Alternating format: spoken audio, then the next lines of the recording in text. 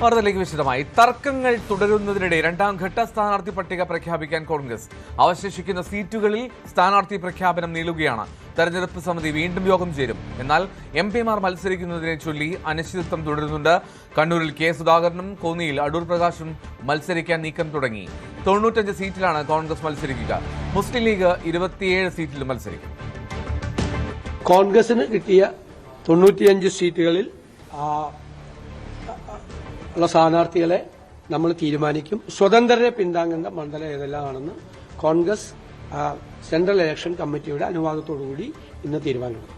RSP സ്ഥാനാർത്ഥിയെ മത്സരിപ്പിക്കാതെ സ്വതന്ത്രനായി മത്സരിക്കുന്ന സി കുഞ്ഞകൃഷ്ണന് പിന്തുണ കൊടുക്കാൻ വേണ്ടിയിട്ട് RSPയും UDFും തീരുമാനിച്ചിട്ടുണ്ട്.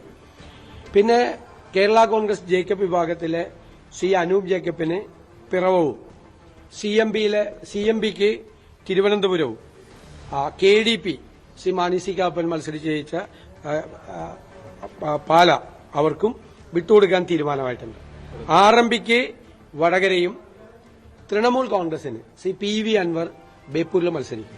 MPമാർ മത്സരിക്കണമോ വേണ്ടയോ എന്ന് തീരുമാനിക്കേണ്ടത് സംസ്ഥാന നേതൃത്വം അല്ല, അത് കേന്ദ്ര നേതൃത്വമാണ് തീരുമാനിക്കുന്നത്. കേന്ദ്ര നേതൃത്വം അത് തീരുമാനിച്ച് ഞങ്ങളെ അറിയിക്കും. അപ്പോൾ നിങ്ങളോട് പറയാം.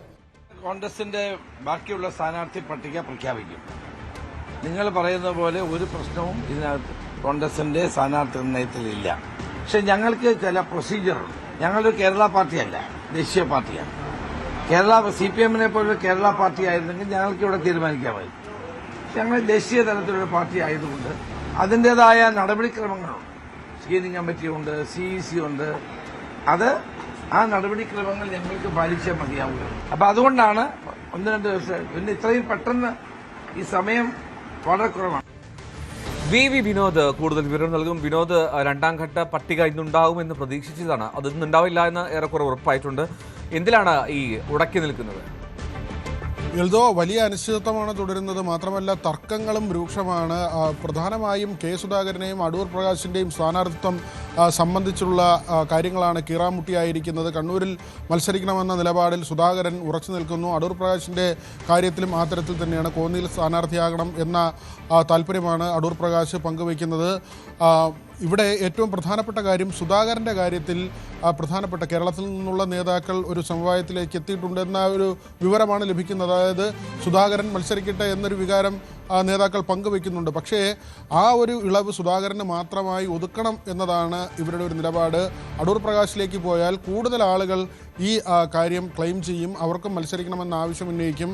അത് വലിയ തർക്കങ്ങളിലേക്ക് വരും ദിവസങ്ങളിൽ കാര്യങ്ങളെ കൊണ്ടുചെന്ന് എത്തിക്കും. മത്സരിക്കാൻ കഴിയാത്തവർ അവരുടെ എതിർപ്പുമായി വന്നു കഴിഞ്ഞാൽ, അല്ലെങ്കിൽ നേരത്തെ ഹൈക്കമാൻഡ് ഇങ്ങനെ ഒരു നിർദ്ദേശം നൽകി, ഇപ്പോൾ രാജ്മോഹൻ ഉണ്ണിത്താൻ അടക്കമുള്ളവർ ആ ഒരു നിലപാടിലാണ് നിൽക്കുന്നത്. നേരത്തെ തന്നെ ഹൈക്കമാൻഡ് പറഞ്ഞത് MPമാർ മത്സരിക്കേണ്ടതില്ല എന്ന കാര്യമാണ്. ആ ഒരു വാദത്തിൽ തന്നെ പിടിച്ച് എല്ലാ ദിവസവും പ്രതികരണങ്ങൾ രാജ്മോഹൻ ഉണ്ണിത്താൻ ഉൾപ്പെടെയുള്ളവരുടെ ഭാഗത്തു നിന്ന് വരുന്നുണ്ട്. അങ്ങനെ ഈ മത്സരിക്കാൻ താല്പര്യമുള്ള മറ്റുള്ളവർ പുറത്തു നിൽക്കുകയും ചിലർക്ക് അവസരം ലഭിക്കുകയും ചെയ്തു കഴിഞ്ഞാൽ അത് വരും ദിവസങ്ങളിൽ കൂടുതൽ പൊട്ടിത്തെറികളിലേക്ക് പോകാനുള്ള സാധ്യതയുണ്ട്. പക്ഷേ സുധാകരൻ്റെ കാര്യത്തിൽ വലിയ പ്രതിസന്ധിയാണ്. പ്രത്യേകിച്ച് കണ്ണൂരിൽ സുധാകരന് സീറ്റ് നൽകിയില്ലെങ്കിൽ സണ്ണി ജോസഫിൻ്റെ ഉൾപ്പെടെ KPCC അധ്യക്ഷൻ്റെ ഉൾപ്പെടെയുള്ള വിജയത്തെ പ്രതികൂലമായി ബാധിക്കുന്ന നിലയിലേക്ക് അവിടെ പ്രവർത്തകരുടെ ഭാഗത്ത് നിന്ന് ചില പ്രതികരണങ്ങൾ ഉണ്ടായേക്കുമെന്ന ആശങ്ക കോൺഗ്രസിനുണ്ട്. മാത്രമല്ല കണ്ണൂരിലെ മറ്റ് മണ്ഡലങ്ങളിലും ആ തരത്തിലുള്ള പ്രശ്നങ്ങളുണ്ടാകും. മാത്രമല്ല ഇപ്പോൾ ശിവഗിരിയിലെ സന്യാസി അടക്കം, അല്ലെങ്കിൽ പ്രസിഡന്റ് സച്ചിദാനന്ദ സ്വാമി അടക്കമുള്ളവർ ഇതിൽ ഈഴവ പ്രാതിനിധ്യം എന്ന ആവശ്യം ഉന്നയിക്കുന്നുണ്ട്. അത്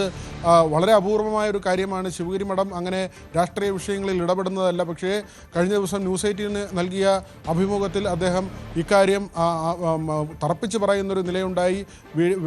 VM സുധീരൻ്റെയും അതോടൊപ്പം തന്നെ സുധാകരൻ്റെയും അടൂർ പ്രകാശിൻ്റെയും ഒക്കെ തന്നെ മുല്ലപ്പള്ളി രാമചന്ദ്രൻ്റെയും ഒക്കെ തന്നെ പേരുകൾ അദ്ദേഹം പറഞ്ഞുകൊണ്ടാണ് അങ്ങനെ ഒരു പ്രാതിനിധ്യം ആവശ്യപ്പെടുന്നത്. അതിൽ ചില നേതാക്കൾക്ക്, അത് പ്രത്യേകിച്ച് സുധാകരനും അടൂർ പ്രകാശിനും അവസരമുണ്ടാകണമെന്നൊരു വികാരമുണ്ട്. അതുകൊണ്ട് തന്നെ തിരഞ്ഞെടുപ്പിൻ്റെ ഈ അവസാന ഘട്ടത്തിൽ വെറും ദിവസങ്ങൾ മാത്രമാണ് അവശേഷിക്കുന്നത്. അങ്ങനെ ഒരു ഘട്ടത്തിൽ സാമുദായികമായ ഒരു പിളർപ്പിലേക്ക് കോൺഗ്രസിനെ കൊണ്ടുപോയാൽ അതും അനുഗുണമാകില്ല എന്ന വിലയിരുത്തലുണ്ട്. ഇവിടെയാണ് സമവായത്തിൻ്റെ ഒരു പാത കണ്ടെത്തേണ്ടത്. ഇപ്പോൾ ഈ തിരഞ്ഞെടുപ്പ് സമിതി വീണ്ടും യോഗം ചേരുകയാണ്. നേരത്തെ യോഗം ചേർന്നിരുന്നു. 55 പേരുടെ പട്ടികയാണ് കഴിഞ്ഞ ദിവസം പുറത്തുവിട്ടത്. അവശേഷിക്കുന്ന പട്ടിക പുറത്തുവിടാൻ ഇതുവരെ കോൺഗ്രസിന് കഴിഞ്ഞിട്ടില്ല. അത് ഈ തർക്കം തുടരുന്നത് കൊണ്ട് തന്നെയാണ് ഇത്തരമൊരു സാഹചര്യം നിലനിൽക്കുന്നതും. ശരി, VV വിനോദാണ് വിവരങ്ങൾ നൽകിയത്.